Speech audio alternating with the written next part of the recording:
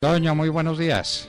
Muy buenos días, doctor Londoño, y buenos días nuevamente para todos los oyentes. Muchas gracias por invitarme otra vez a poder concluir lo de ayer y a explicarles a todos ya, digamos, el lenguaje común, las conclusiones de lo que llegamos ayer. ¿Cuáles son esas conclusiones de ese estudio académico que nos presentó ayer Tatiana Londoño en una demostración de inmensos conocimientos en la materia y de un estudio detallado y a fondo de lo que implica, entre otras, la posición del gobierno colombiano, ¿no es cierto? Sí, ¿Cuáles son esas señor. conclusiones, Tatiana? Bueno, yo las voy dando, doctor Londoño, y les vamos acá dialogando entre nosotros como para que las puedan entender más fácilmente, si le parece. Entonces, la primera, toca tener en cuenta que hay unos tratados internacionales que son contra diferentes formas del terrorismo. Entonces recordemos que internacionalmente no han logrado ponerse de acuerdo en qué es terrorismo. Entonces han sacado tratados puntuales sobre ciertos actos que sí se consideran terrorismo y dentro de ellos están las bombas, los carros bombas. Entonces hay un tratado que se llama el Convenio Internacional para la Represión de los Ataques Terroristas Cometidos con Bombas y del cual son parte Colombia, es parte Cuba, es parte Noruega, es parte Chile, Ecuador, bueno, todo es 170 estados. Muy bien. ¿Qué quiere decir ser parte de un tratado internacional? Estos son los documentos duros del derecho internacional, son como los contratos, son los que los estados se obligan a cumplir y tienen obligaciones internacionales, esas obligaciones, y tienen responsabilidad internacional por no cumplir con esas obligaciones. Entonces vamos por ese lado. Por otro Fundamental, lado, fundamental. Primero, tratado internacional que obliga a todos los países del mundo a combatir el terrorismo, entre ellos a combatir los carros bomba definidos expresamente como un acto terrorista. ¿Qué más, exacto. Tatiana? Por otro lado, está el Consejo de Seguridad de las Naciones Unidas, que es todos los estados del mundo son parte de las Naciones Unidas y el Consejo de Seguridad es el órgano de las Naciones Unidas, el único órgano que tiene la potestad de dar resoluciones que son vinculantes, es decir, obligatorias para todos los estados y que los pueden sancionar por no cumplirlas.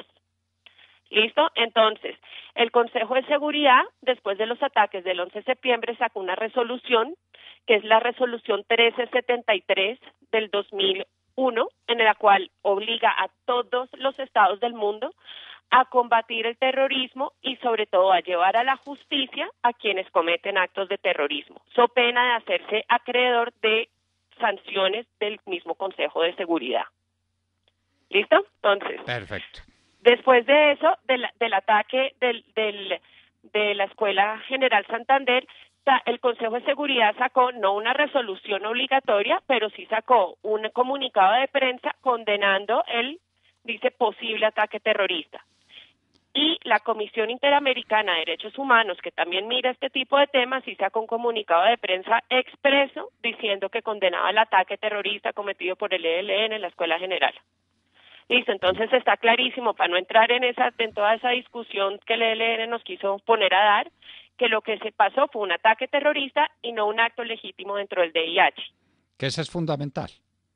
Ese es Exacto, entonces fundamental. Esto esa no lo... discusión nos la ahorraron a Dios gracias. Muy bien. Entonces ya los órganos pues competentes se pronunciaron al respecto, entonces estamos claros que estamos dentro de ese ámbito. Entonces ahora entramos al tema de qué pasa con el protocolo que se había firmado.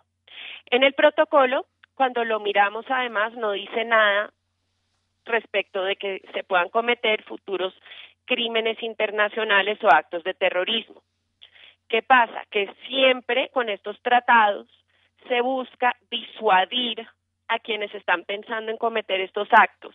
O sea, su objetivo fundamental, y esto también lo dice el Estatuto de Roma de la Corte Penal Internacional y lo ha dicho el vicefiscal de la Corte Penal cuando ha venido acá a Colombia muy claramente, hasta dentro de la justicia transicional, que da, digamos, que cierta flexibilidad a la ley internacional para que los estados puedan acabar con los conflictos.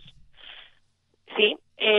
Hasta dentro de la justicia transicional, el fin de esa justicia transicional tiene que ser disuadir de que se cometan actos de terrorismo o crímenes internacionales. El terrorismo es un crimen internacional porque es un crimen de guerra si es cometido dentro del marco de un conflicto, o es un crimen de lesa humanidad si es cometido como un ataque sistemático contra la población civil. Entonces, terrorismo, crimen internacional, porque el terrorismo es sí solito, digamos que no es una categoría de crímenes dentro de la Corte, perdón, acá la explicación jurídica un poquitico, pero a lo que vamos es que hasta dentro de la justicia transicional da un poquito de flexibilidad a estos temas para poder acabar con los conflictos, pero son crímenes que se han cometido hacia atrás. O sea, el objetivo de la justicia transicional es que no es poner fin a un conflicto. ¿Listo? Y para eso da alguna flexibilidad con el tema de la justicia, de cómo llevar a la justicia a quienes han cometido esos crímenes. Entonces surgen este tipo de protocolos. ¿Por qué? Porque pues si no nadie negociaría.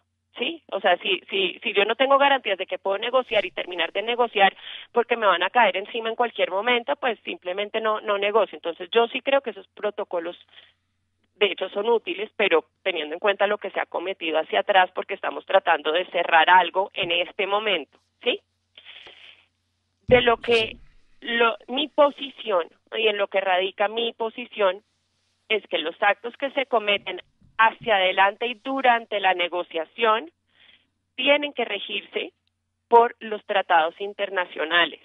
¿Por qué?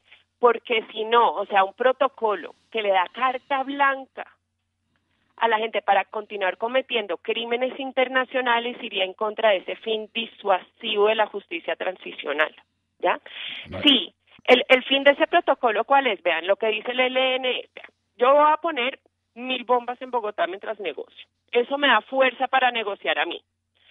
Entonces, si me va bien, pues hay un acuerdo y con Congreso, bueno, mejor dicho, ya vimos lo que pasó con las FARC. Y si me va mal, lo peor que puede pasar es que se acaben los diálogos, me hacen un despeje y me llevan a la selva tranquilamente en un helicóptero de la Fuerza Aérea, que es lo que dice el protocolo. ¿Ya? Entonces eso es darles carta blanca. Con ese protocolo se les estaría dando carta blanca para cometer actos de terrorismo o crímenes internacionales durante la negociación sin ningún tipo de justicia en su contra. Pues obviamente si los llevan y hay despeje, después tocaría ir y capturarlos y bueno, etcétera. En el protocolo no dice que se les daría impunidad y eso pues toca aclararlo. Pero el efecto práctico sí sería pues más o menos ese, es tenerlos en las manos y ir y soltarlos tranquilos después de cometer este tipo de actos. Entonces yo creo que un protocolo que no diga eso, o sea, no el protocolo en sí mismo no es que no sea válido, sino que en la parte en que no diga eso toca aplicar son los tratados internacionales, que es la obligación, es así pura y dura de los estados, de condenar a las personas que cometen actos terroristas. ¿Vamos bien, doctor Londoño? Vamos perfectamente. El protocolo no puede ser una carta blanca para justificar actos terroristas futuros. Exactamente. Eso sí sería la negación de todo el derecho internacional y la negación de todos los diálogos. Un diálogo supone un diálogo de paz, es decir, que en adelante no se seguirán cometiendo las barbaridades que se venían cometiendo. Ni más faltaba. El protocolo, además del texto del protocolo, no se desprende ni remotamente que se estén justificando actos de terror posteriores.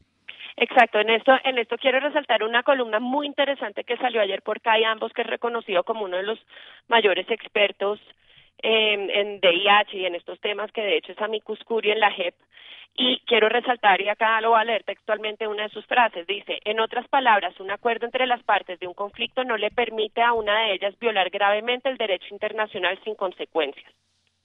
Ahí pues estamos totalmente de acuerdo, o sea, digamos que ese tema es absolutamente claro. ¿Ya? Entonces, igual vamos a mirar qué es ese protocolo. Entonces, digamos que el protocolo fuera incluso un acuerdo y que hubiera obligaciones internacionales. ¿Qué pasa?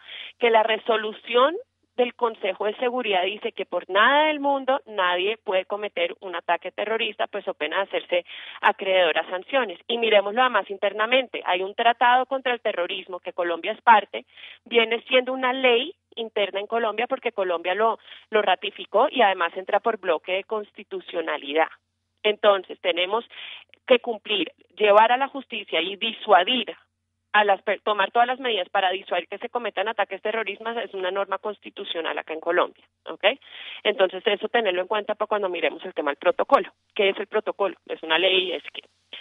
Entonces la Corte Constitucional, cuando miró el tema del acuerdo con las FARC, fue muy clara en decir que ese acuerdo no tiene ningún rango legal. El acuerdo. Si el acuerdo no tiene ningún rango legal, que también tenía garantes internacionales y de todo, mucho menos un protocolo de negociar para llegar a un acuerdo. ¿Listo? Acá hay una teoría súper interesante, doctor, que leí del doctor Charry ayer, después de que hablamos, que dice que lo que equipara la Corte Constitucional en eso, es decir, a que no es una norma legal, que sería una política pública, y como tal las políticas públicas son de cada gobierno.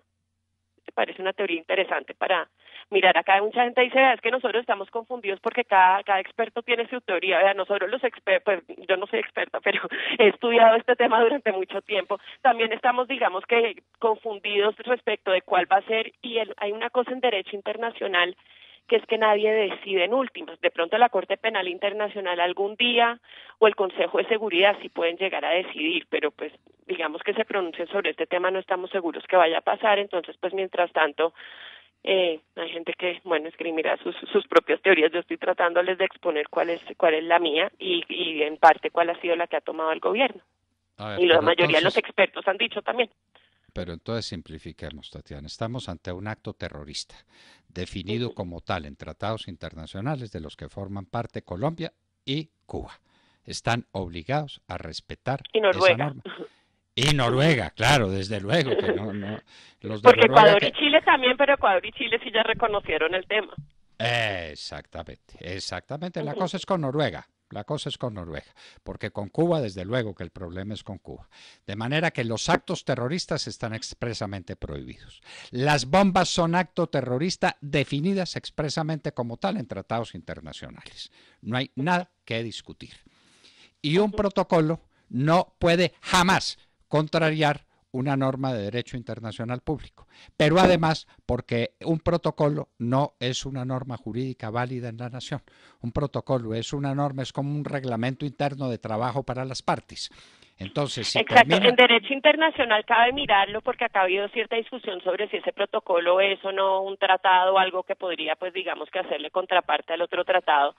Y ahí le digo, uno no es un tratado. ¿Por qué no es un tratado? Porque hay una cierta normatividad, por ejemplo, la prueba de que no es un tratado es que acá en Colombia para ratificar tratados tiene todo un trámite que tiene que tener una ley y tienen que hacer pues una firma y etcétera, y eso no se dio en ninguno de esos. Y necesita confirmación de la Corte Constitucional. Exactamente, sí, entonces no eso no se dio. Entonces un tratado en el cual es como un contrato a nivel internacional, no hay.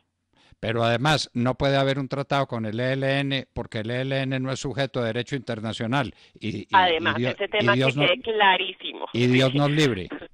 Dios nos libre. Que firmen unos estados ese acuerdo o ese protocolo o ese papel no quiere decir que tenga que Colombia esté obligada dentro del derecho internacional con el ELN, y eso sí pues que quede clarísimo, porque eso sí esa negociación es un acto soberano de Colombia que tiene unos garantes que hay. Entre el otro problema que es que no tenemos ni esos garantes qué papel juegan, si se les dio alguna obligación, o sea, si se firmó algo con ellos o no. El mismo protocolo, y quiero que eso quede claro, que de pronto no quedó muy claro ayer, el mismo protocolo no es ningún convenio de cooperación. Lo que yo digo es que no sé si haya un convenio de cooperación con los garantes que les dé algún estatus, alguna obligación de Colombia con ellos o algo dentro del cual el protocolo pueda entrar a jugar algún papel. El protocolo en sí mismo no es nada, es un protocolo. Es como si yo hago un protocolo para una comida en mi casa, ¿sí? Muy bien, Tatiana. Eso es un protocolo.